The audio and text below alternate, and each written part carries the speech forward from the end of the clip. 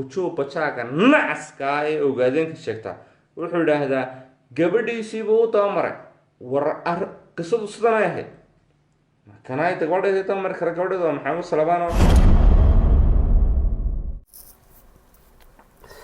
seedigan waa ka xishoonaynaa seedigan xalay isagoo cabsan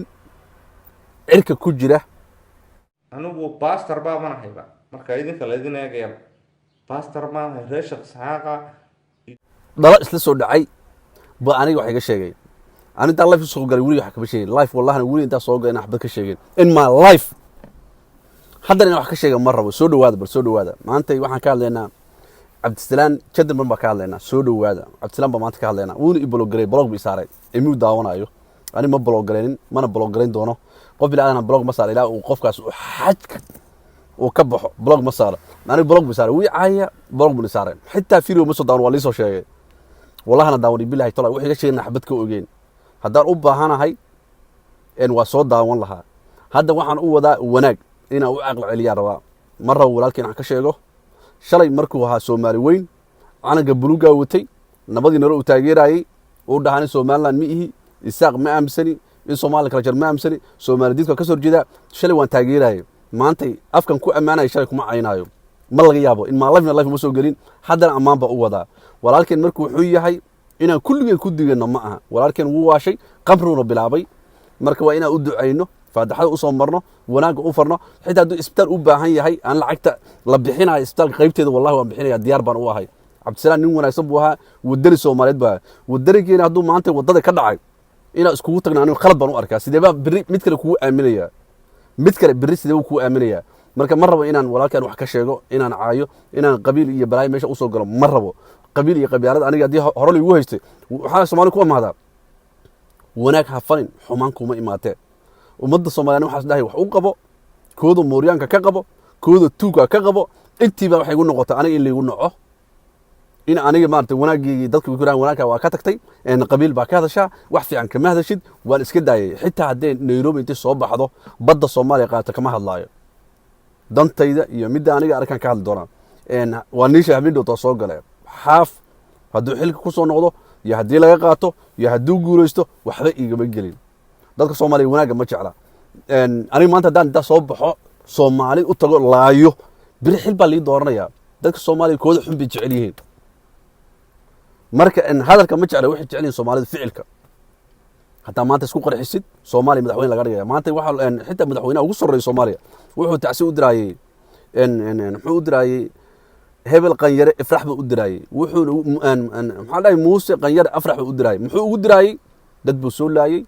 dad buu soo dilay dad buu qaxiyay lacag buu lahaa dhiigga dadkuna miirtay tagada muqdisho u xiraan jirtay Soomaaliya hadaartina magac yeelatid dadka Soomaaliyeed waa inaad leysid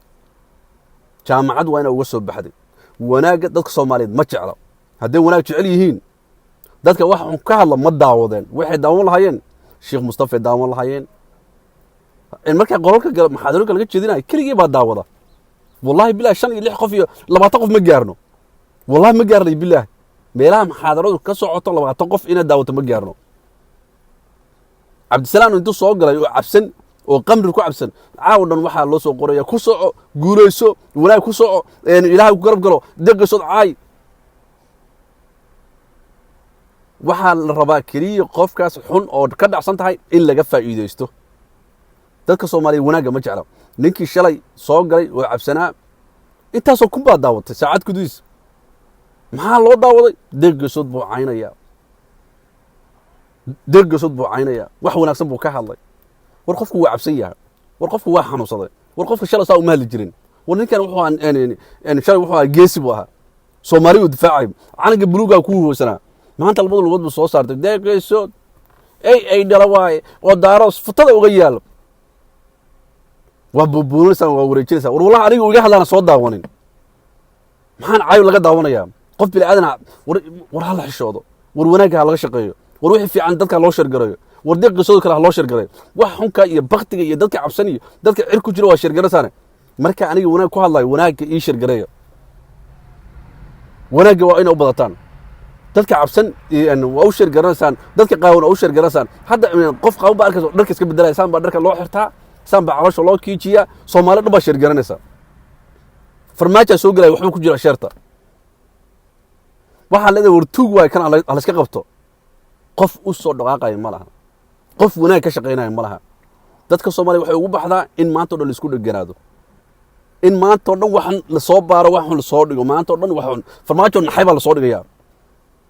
farmiisan hadduu dhinto miyuu ka farxi lahaa inuu xaq buu u leeyahay nafa ku jirta wuu nool yahay qarax baa dhacay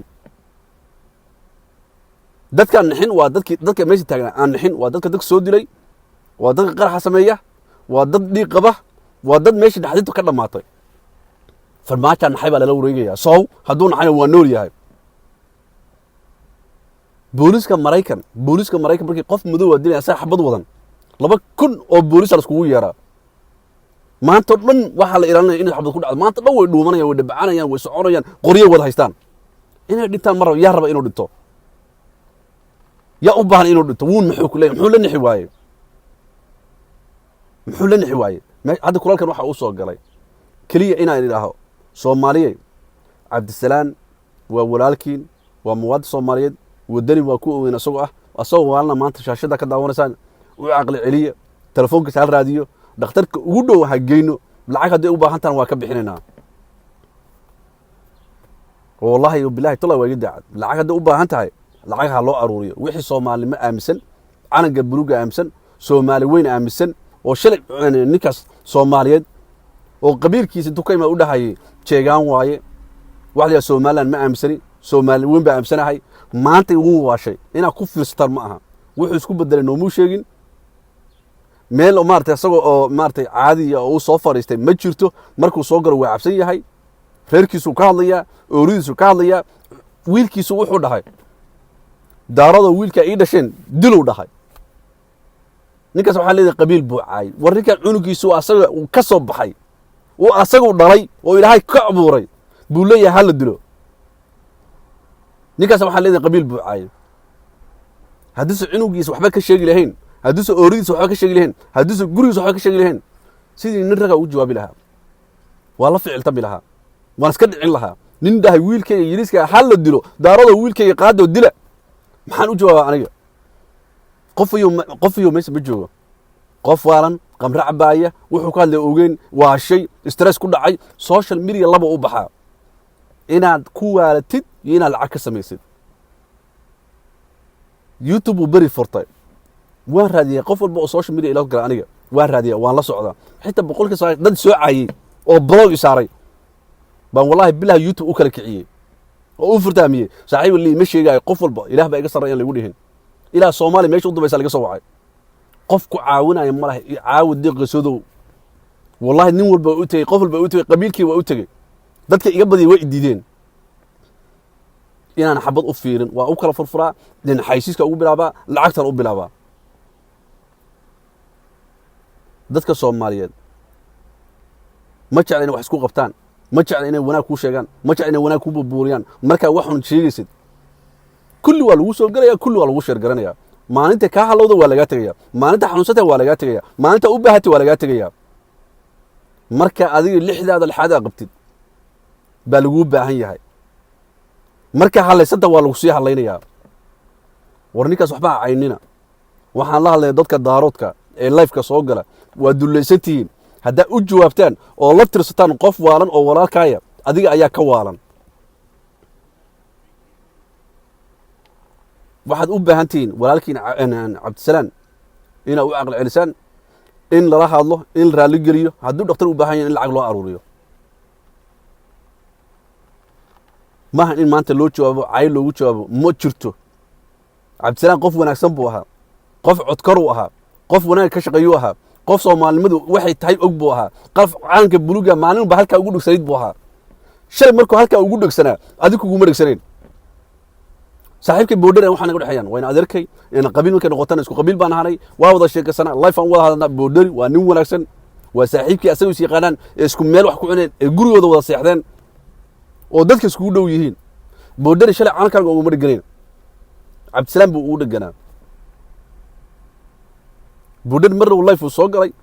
Cabdisalaan wuxuu leeyahay waan cayn doonaa waan jarjari doonaa carxa soo jawaab caaw markuu qabrada cabo ayuu life ku soo galaya isku mid baan noqonaysaan